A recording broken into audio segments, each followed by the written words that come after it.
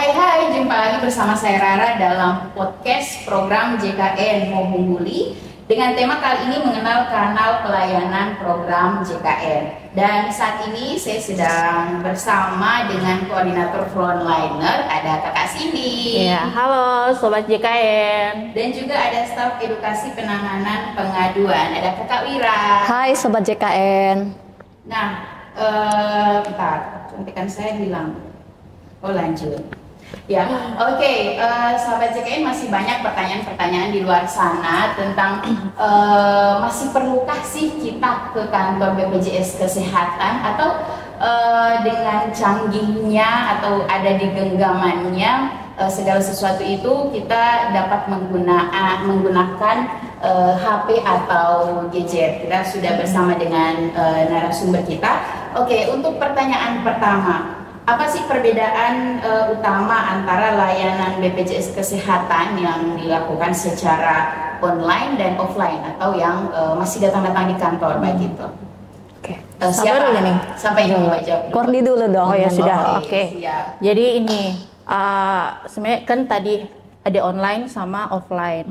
Bedanya itu kalau yang offline kan kita tatap muka langsung dengan peserta. Jadi kalau online itu ada media yang menghubungkan atau yang memberikan informasi terkait program ini.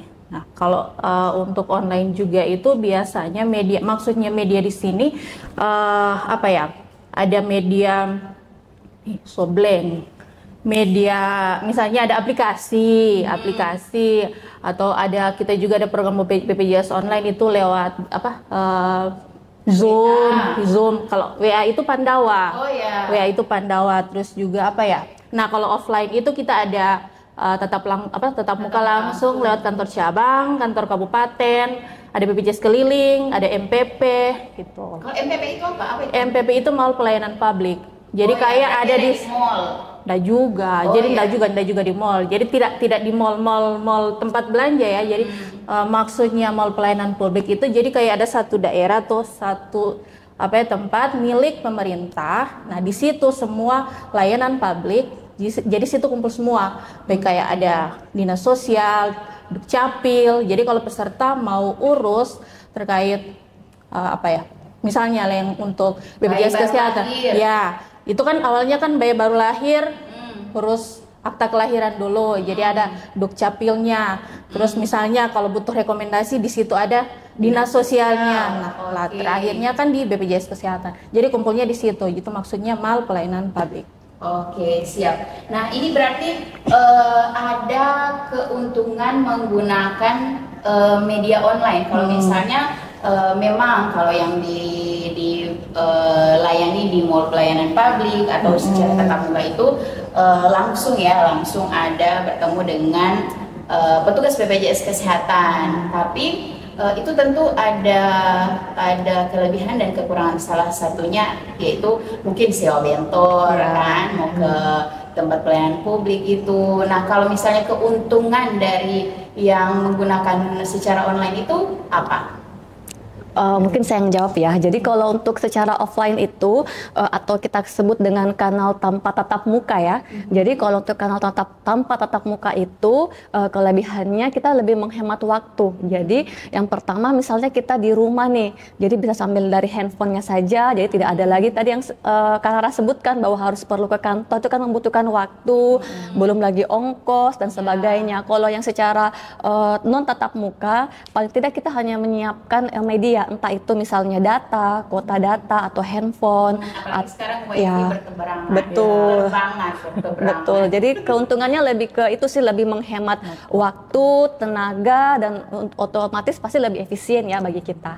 Oke. Nah, ini tentunya tidak 100% ya, tidak 100% kita harus menggunakan atau kita dimudahkan dengan adanya yang online ini. Kapan kita akan menggunakan yang offline atau tatap muka? Siapa nih?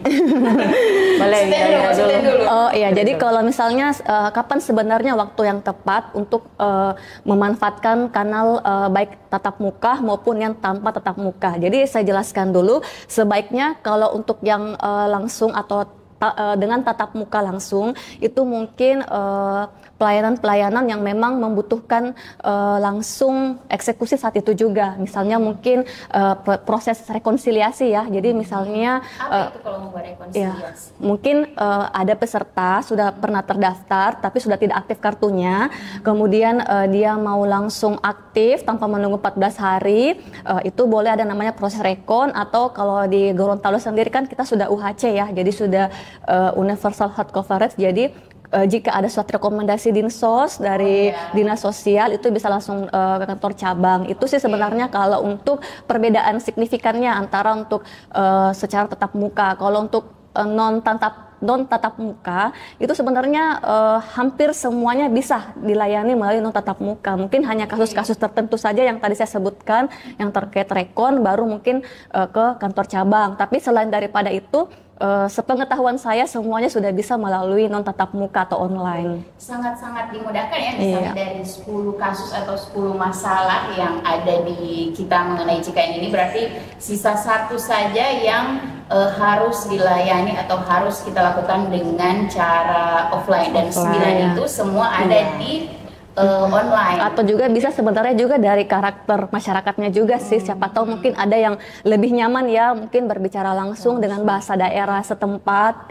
Kalau non tatap muka kan kita kadang mungkin awal-awal berbicara dengan bot dulu ya, kayak robot seperti itu. Tapi kalau tatap muka yang langsung, jadi kalau ada yang kita tidak pahami bisa langsung bertanya sama petugasnya itu. Ya, oke. Nah, ini ada kanal layanan offline dan online. Apa saja yang ada di online itu dan apa saja yang ada di offline itu selain yang tadi disebutkan?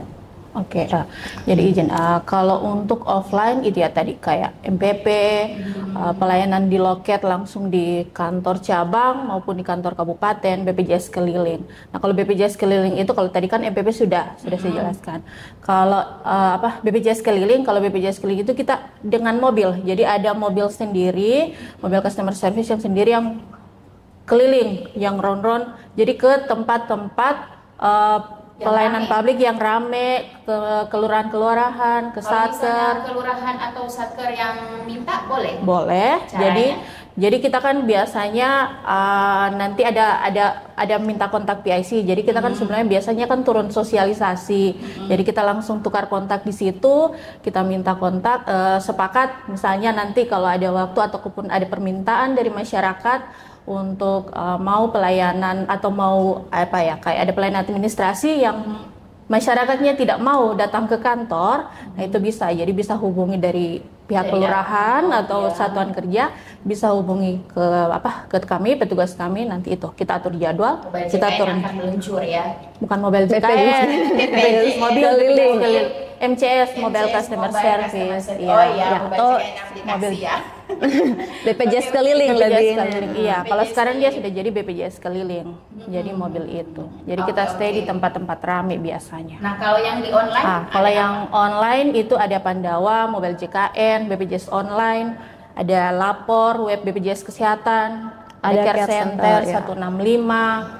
Apalagi ya? Ada itu bisa semua diakses bisa semua terbuka. Kalau untuk jam pelayanan apakah semua itu misalnya yang butuh jawaban atau misalnya yang membutuhkan konfirmasi segera, apakah itu terbuka di 1x24 jam atau dia itu ada di jam-jam, misalnya cuma dari jam 8 sampai jam 3 sampai jam 5 begitu? Jadi begini, kalau online itu kan sebenarnya itu dia terbatas karena biasanya kan peserta itu kayak itu tadi mau di jam berapa, sebenarnya ada jam-jamnya. Kalau kayak Pandawa, kalau Pandawa itu kan sebenarnya peserta akses di situ, isi formulir, kirim data, tidak akan langsung dieksekusi saat itu juga. Jadi mereka justru yang Pandawa ini yang WA. Yang yang WA. Jadi tidak langsung dieksekusi di situ, cuman akan ada beberapa peserta yang mau kebutuhannya itu maunya langsung dieksekusi hari itu. Biasanya bagian itu gunanya kembali lagi ke layanan secara tatap muka begitu. Kalau untuk waktu berapa jamnya itu sebenarnya semua terbuka. Kayak 165 ada buka, apalagi ya? Mobile JKN kalau mau pengaduan langsung di situ. Cuman memang untuk balasan tindak atau lanjutnya jawaban online, itu ada waktu-waktunya paling besoknya, tapi tidak lewat dari 20. Kita ada batas waktunya juga. Ada SLA-nya ya. Oke, Gitu. berarti kata-kata mau katakan cinta begitu. Kamu tidak harus jawab sekarang, sayang. Ya ampun. Oke, lanjut. Nah, ini next, apa saja kemudahan yang bisa didapatkan di aplikasi mobile JKN yang bisa secara online? Kemudahan yang bisa didapatkan dari aplikasi Mobile JK itu sebenarnya banyak ya. Jadi di aplikasi itu ada 18 fitur. Jadi 18 fitur itu masing-masing ada manfaatnya. Jadi fitur yang pertama itu ada info terkait dengan peserta. Jadi di situ kita bisa lihat status kepesertaannya si peserta itu. Kemudian kita bisa cek status tagihan. Kemudian ada fitur perubahan data. Ada Peserta merubah data sendiri? Iya, boleh. Jadi melalui aplikasi Mobile JKN peserta bisa merubah data sendiri, entah itu perubahan data vaskes, tempat berobatnya, atau mungkin mau ubah kelas rawatnya juga boleh kalau dia peserta mandiri.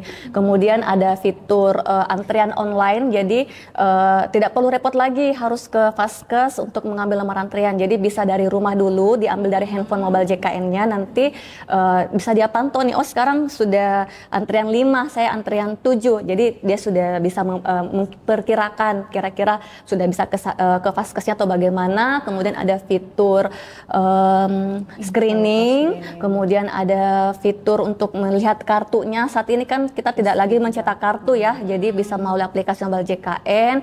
Kemudian ada fitur info lokasi BPJS fasilitas kesehatan di mana saja. Kemudian ada info perihal jumlah ketersediaan tempat tidur di rumah sakit.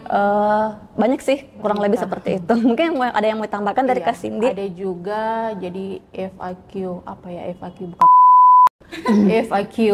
Jadi FAQ itu daftar pertanyaan yang biasanya peserta tanyakan, ada di situ. Jadi daripada mau tanya ulang-ulang, ya, itu pertanyaan yang di ada di situ. situ, so ada jawaban segera. Ya. Oke, siap.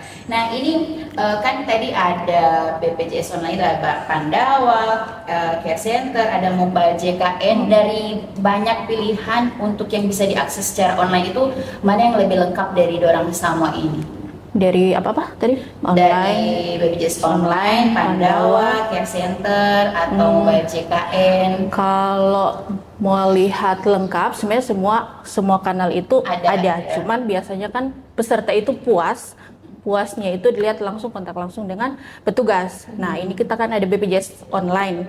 Kayaknya itu yang lebih signifikan untuk bisa dipakai dari peserta. BPJS online itu yang mau auto jalan-jalan? Bukan. Oh, beda jadi lagi. itu BPJS Clean. Jadi kalau BPJS Online itu, jadi kayak petugas dari BPJS Kesehatan stay di satu tempat, misalnya di kantor.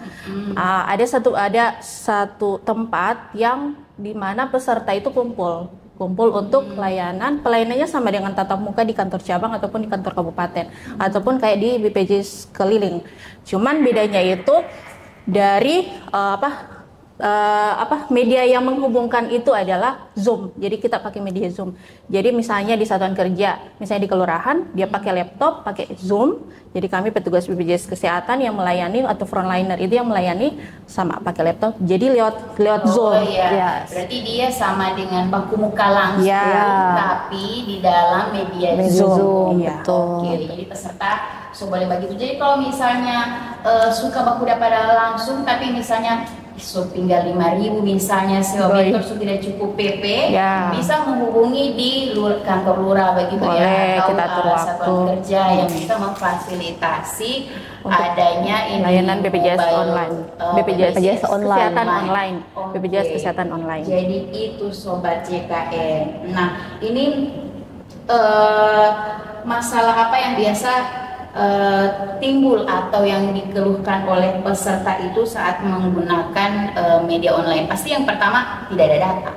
Ya, itu bisa jadi. Kemudian juga biasa mungkin aksesnya yang mungkin lagi maintenance ya. Jadi biasanya aplikasi Mobile JKN memang dari pusat ada maintenance untuk aplikasinya, itu mungkin bisa jadi salah satu kendala. Kemudian bisa juga kendala bahasa sih sebenarnya, mungkin kalau secara tertulis kan biasa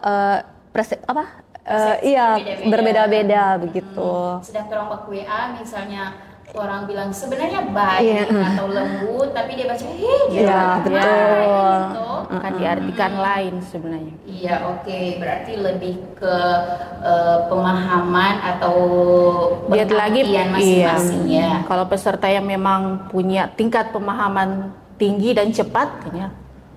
Tapi itu aman-aman sih. Iya. Maksudnya kalau dia tidak gaptek, Ya. pasti dia lebih suka yang online lah. Tapi kalau mungkin yang orang yang sudah tua Awam, ya. atau mungkin yang memang kurang paham ya dengan teknologi, pasti mungkin memang lebih condongnya ke layanan tatap muka, betul. Oke. Nah, ini dari semua media online kan ada informasi-informasi data pribadi yang kayak di mobile JKN itu ada, tentunya ada NIK-nya, di Pandawa juga kita tadi dijelaskan misalnya kirim data. Nah, itu apakah tidak akan ada DP nama ini Aman, tidak akan belum bocor. selesai pertanyaan tuh. Siap, siap. Apakah tidak akan ada, begitu kesannya Iya, ya, tahu. indikasi untuk disalahgunakan Gunakan. petugas BPJS Kesehatan begitu. Oh ya, siap. Jadi begini, kami mau baik di pelayanan secara offline maupun online, kita itu kan awalnya itu tetap ada verifikasi akun. Jadi maksudnya verifikasi akun itu dari BPJS Kesehatan itu sangat memastikan kepemilikan akun atau kepemilikan data diri dari data peserta ini. Jadi kita ada proses verifikasi akun, kemudian yang kedua ada manajemen perlindungan berlapis. Jadi kayak di aplikasi kepesertaan itu kami yang eksekusi itu ada beberapa tahap approval. Jadi dari petugasnya itu tidak langsung ya sudah oke tersimpan jadi datanya, tidak. Jadi kita ada tahap-tahap untuk persetujuan. Kita kan biasa juga ada connect dengan data Dukcapil gitu. Jadi kalau memang tidak sesuai sudah sesuai, tapi itu salah satunya kita ada verifikasi akun, ada manajemen perlindungan yang sangat berlapis, baru ada sertifikasi kita juga. Di sini sudah sertifikasi ISO, kemudian ada Security Operation Center sama Frista. Nah, Frista ini kita kemarin awalnya Frista ini baru adanya di Aman JKN. Oh ya, satu lagi tadi lupa. Jadi Aman JKN ini masuk di layanan non tatap muka yang online. Jadi tapi untuk Aman JKN itu hanya ada di kantor cabang. Jadi peserta datang. Jadi kalau ada peserta datang bisa jadi kebutuhannya itu bisa selesai di Aman JKN, tidak langsung ke loket. Jadi lewat Aman JKN. Nah awalnya untuk Frista ini adanya di Aman JKN. Kayak mau pindah Vaskes. Nah di situ pindah Vaskesnya itu ada verifikasi lewat Frista. Jadi Frista itu face recognition. Jadi dia verifikasinya lewat wajah. Lewat wajah ada kalau itu kan koneknya dengan data Dukcapil. Jadi kalau misalnya ada setelah dilakukan verifikasi lewat wajah tapi datanya tidak sesuai dengan data Dukcapil, itu akan otomatis tertolak. Nah itu yang kemudian akan dialihkan ke mana, prosesnya akan dialihkan ke loket. Begitu. Oke. Nah ini apa opsi yang terbaik untuk penyandang disabilitas peserta JKN? Sebenarnya tergantung ya dari si penyandang disabilitas itu, kira-kira dia nyamannya seperti apa.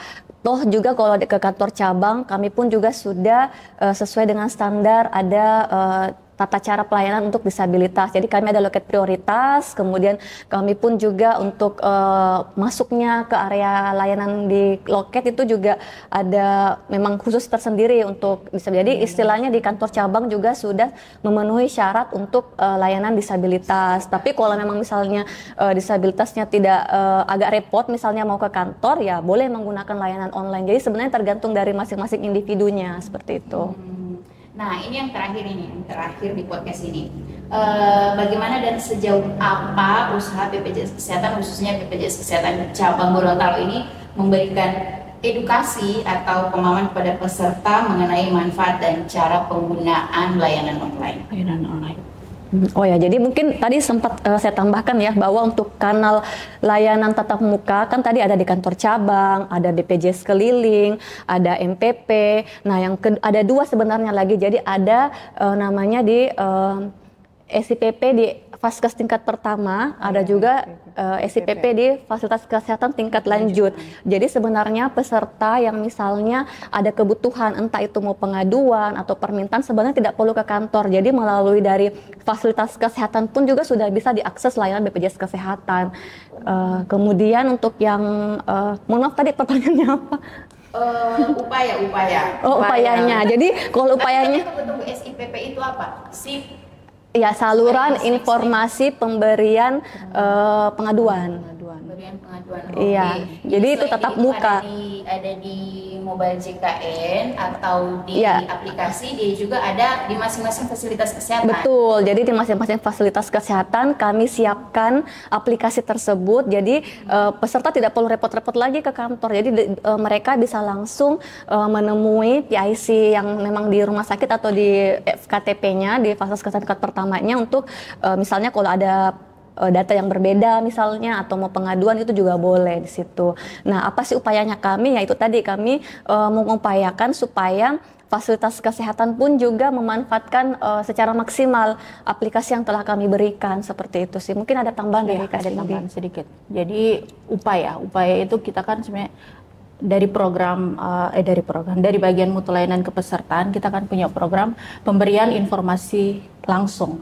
Jadi ada dua, pemberian informasi langsung sama tidak langsung. Jadi kita itu memang turun-turun, jadi kita turun-turun ke satuan kerja, ke dinas-dinas, ke tempat-tempat umum atau ke seminar-seminar.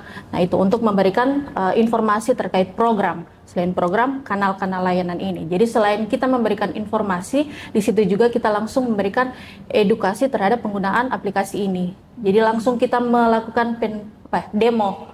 Jadi biasanya kan, maksudnya yang datang itu biasanya hanya perwakilan, hanya beberapa orang. Jadi kita memberikan edukasi terhadap satu atau dua orang, biar nanti dari satu dua orang ini akan memberikan informasi lagi begitu. Jadi terus kita lagi ada kayak kalau yang untuk PITL kita ada PITL pemberian informasi tidak langsung. Jadi kalau PIL pemberian informasi langsung, PITL tidak langsung. Jadi kalau tidak langsung itu kita turun ke radio-radio, baru biasanya ada poster-poster. Nah di situ di kantor juga ada, jadi di poster ataupun di Digital CNS itu kita kasih informasi terkait penggunaan aplikasi ini. Jadi dari tutorial, dari download, registrasi, sampai dengan penggunaan aplikasi itu kita tampilkan di situ, kita buat situ. Dan sebenarnya juga kita tergantung dari peserta itu atau dari masyarakat itu, yaitu dari pesertanya sebenarnya harus punya literasi lebih tentang penggunaan digital, karena memang sudah di era sekarang kita itu digitalisasi, serba digital kan semua, kayak mau bayar saja kita sudah pakai digital itu.